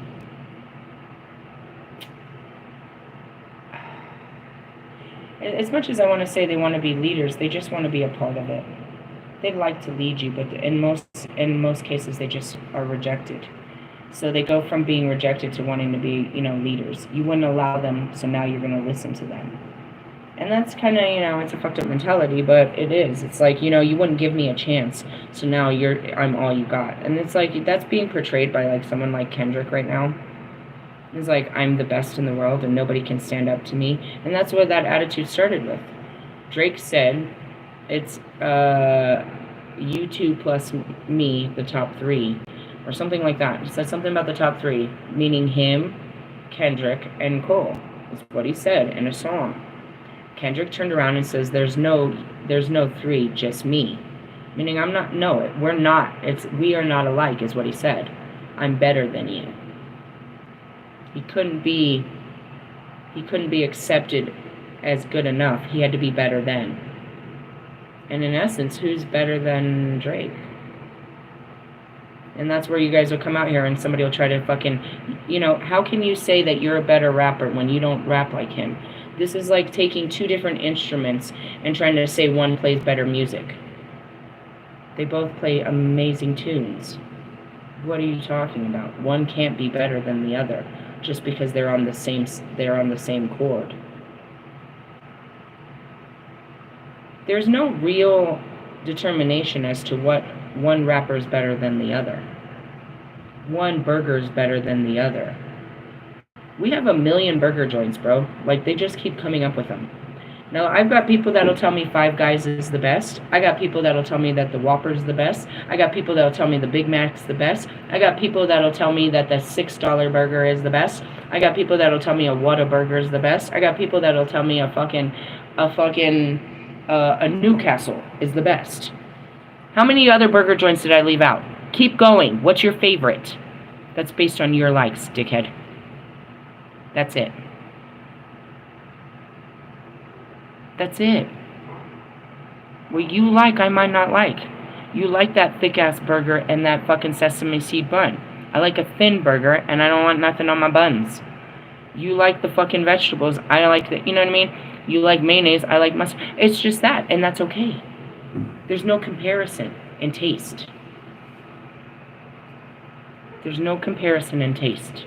But that's what it is everybody's trying to compete where they can't compare. You can't compare two beautiful women to each other because they're both beauty in their own right. Well, she has smaller... this is where you're trying to dissect them. Well, her left toe is bigger than her left toe. She has 12% body mass and she has 11.5. That's not real. Why can't everyone be beautiful? What do you decide is beautiful? Beautiful is in the eye of the beholder. Taste. That's a big-ass dog, wherever that's coming from. Taste. We all have different taste buds, bro. But when everybody's trying to, you know what I mean, have the same flavor, you know what I mean? Everybody's dressed, I don't like it. I don't like any of this. It all sounds the same. It all looks the same. It all tastes the same. They all dress it up the same. And they're all saying the same shit. It's the same frequency. Mumble rap. It's all the same. There's nothing out here that I like. I'm going to have to go to a different place to eat. I'm going to have to try something new because what I used to like isn't doing it for me. True. Rappers aren't getting better. They're getting worse. That means what? I no longer like rap. If I want rap to look a different way, then I gotta rap it. I gotta be the rapper that I want. Because there's nobody like what I want. But if I want it, I'm sure someone else wants it too. There might be one other person that's just like me, and I'm creating music for just us. But at least now we have something to jam to. We might be different, and you don't know what we're listening to, but it works for us. We don't have to push it on nobody. In essence, we want to keep it to ourselves. Because it's ours. It's our little secret. We have our own little music that we like. And know that the masses don't. That's it. You want to be liked by the masses. It's important to you to be part of the masses. You're just like everyone else. Do you see how all of this works together? The need for connection and how it drives you to absolutely disconnect from what's important. Yes, y'all. Yes, y'all. So, yeah, dark practitioners do these things because they're more desperate than you are. Absolutely more desperate than you are. which is a sad thing. They're desperate. They're desperate, bro. They'll do anything to be part of. In the sense of they'll destroy another just to be part of something. That's desperate. The powers that they use over you can only be powerful through your own shadows, your own insecurities, fears, and limitations. They can project that onto you where you won't move forward in your plan because you're too afraid.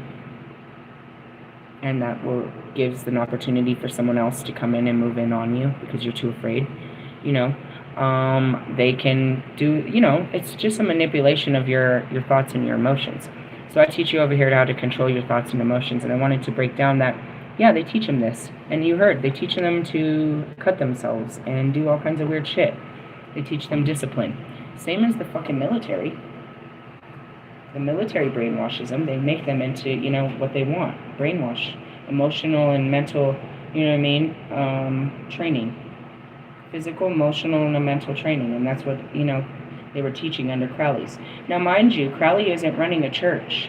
The people that teach under Crowley are no longer there. So these are kids, anybody that goes into a bookstore and buys his books. You can't find them in all spiritual stores. Again, it's he who must not be named.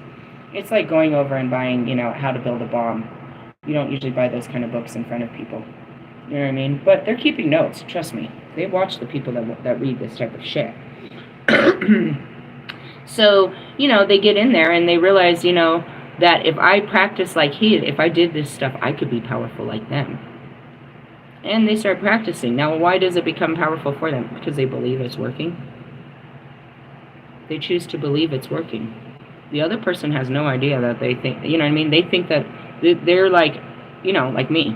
You think that I'm under this huge ass bindage and protection, and you guys sent this enemy and he's sleeping in my bed and he's going to take my panties or whatever the fuck you sent to come get me.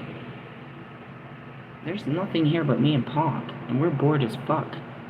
Like, what are you talking about? Oh, we're gonna fuck up her love life. I do that all on my own. Thank you. You can't help. All you can do is you can't make this any worse for me. I promise you that. I promise you that. You can't make this any worse. I'm doing this all on my own. And in essence, I'm not. The more I'm pushing them away, the more they're falling in love with me. The more I try to get rid of you, the more you come closer. It's the opposite effect. You know, we're gonna fuck up her money. You're not. I don't live off money. You denying me money only helps my progression of showing that I didn't need money to begin with. But in essence, you're throwing things at me that would hurt you, but they don't hurt me. Like, you know, that's Russ all the time. Oh, you ain't got this, and I don't got a bill like you. I don't got to worry about any of that shit. I mean, in essence, all those cars, bro. If you're not turning on all those cars and running all those cars and keeping those cars, you're going to have some serious maintenance on all those cars. You got a bunch of brand new cars you don't drive. And if you don't turn the fucking engine on and all those fucking fluids just sit there, your spark plugs, all this shit, you're just wasting, collecting and wasting. You have all this shit that collects dust. Somebody's got to clean all that shit. I don't got to. You know what I mean? You got all these problems and shit. Each one of those cars got to be filled up with gas, got to pay insurance, got to pay for all this, got to pay for all that. You run a pool all year round, and your moms and your sisters and your brothers. You pay all these bills and you think you're powerful? Bro, you're a broke-ass bitch. If you lose your job, everybody loses their fucking stability. You're the glue that keeps all these unemployed people, you know what I mean, looking good. While you're out here looking bad. Just bent over backwards, you know, for everybody else's happiness. And you don't even look so happy. You look like a fucking washed-up piece of shit.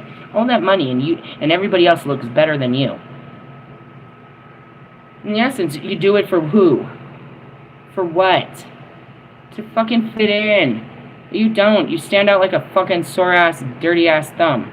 You and your fucking girlfriend. Your weird-ass family. You did it so your family could fit in, and all you do is, you know what I mean, stand out like some weirdos. Again, this is the easiest way for me to catch fake spiritualists, is if they're materialists. We don't care of the material world. We left it. And that goes back to Oscar. If you want to be one of those people, I am. Bye. Get the fuck away from me, material girl. Oh, damn. We've been at this for 2 hours. Hey, I gotta go. Love yous. Laters. Bye. Holy moly. That was a big one.